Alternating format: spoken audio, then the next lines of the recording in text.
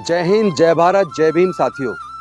सबसे पहले मैं आप सभी को, समस्त देशवासियों को स्वतंत्रता दिवस की शुभकामनाएं देता हूं।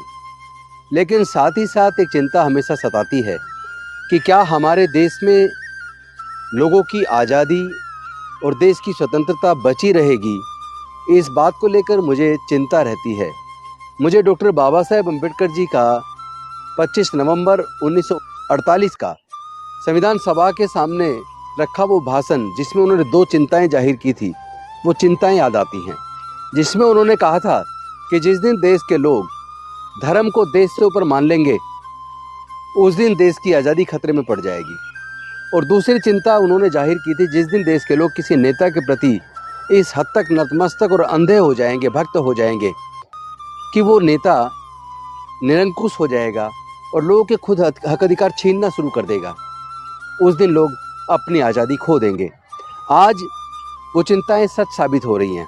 आज देश में सरकार के माध्यम से, या ये कहें कि उनके सहयोगियों के द्वारा, लगातार देश में नफरत फैलाने का काम चल रहा है। लगातार उस नफरत फैलाने वाले भाषणों की वजह से देश के कई हिस्सों में दंगे तक हो गए हैं। इसी तरह अगर सभी धर्मों के बीच, समाज के बीच नफरत बढ़ेगी तो क्या देश की आज़ादी और स्वतंत्रता बचेगी?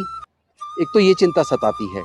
दूसरी तरफ अभी भारत सरकार एक बिल लेकर आई है राज्यसभा के अंदर, और वो बिल ये है कि जो चुनाव होता है, उस चुनाव को कराने के लिए चुनाव आयोग है। चुनाव आयोग में चीफ इलेक्शन कमीशन और उसके बाकी मेंबर कमिश्नर्स होते हैं।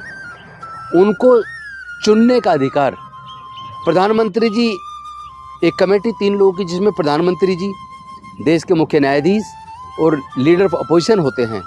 लेकिन इस बिल के माध्यम से मुख्य न्यायाधीश के स्थान पर प्रधानमंत्री जी के द्वारा चुना हुआ कोई मंत्री या कोई अधिकारी अगर उसमें होगा तो चुनाव निष्पक्ष होगा, इस बात पर संदेह होता है।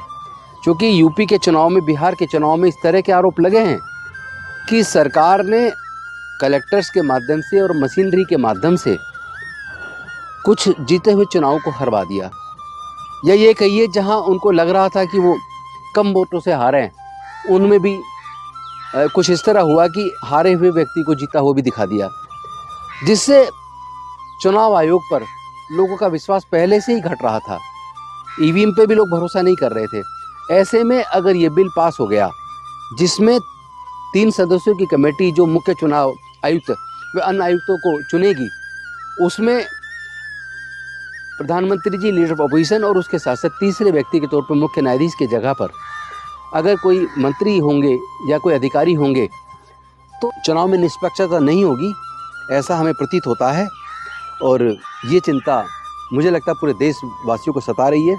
इस पे निश्चित तौर पर पूरे देश के लोगों को सोचना होगा और ऐसे बिल को किसी भी कीमत पे संसद में पास नहीं होने देना चाहिए। तभी मैं समझता हूँ कि भारत में निष्पक्षता चुनाव को लेकर बनेगी और साथ ही साथ हम अपने देश की आज़ादी को बचा कर रख पाएंगे। बहुत बहुत धन्यवाद। नमो बुद्धाय। जय भीम, जय हिंद, जय भारत। टीवी अखबार मनुवादी मीडिया बहुजन समाज के सारे खबरों को छुपाती है। बहुजन समाज SC OBC के सारी खबरों को आप लोग देखना चाहते हैं तो वीडियो को लाइक और बहुजन ब्लू चैनल को सब्सक्राइब जरूर कीजिए।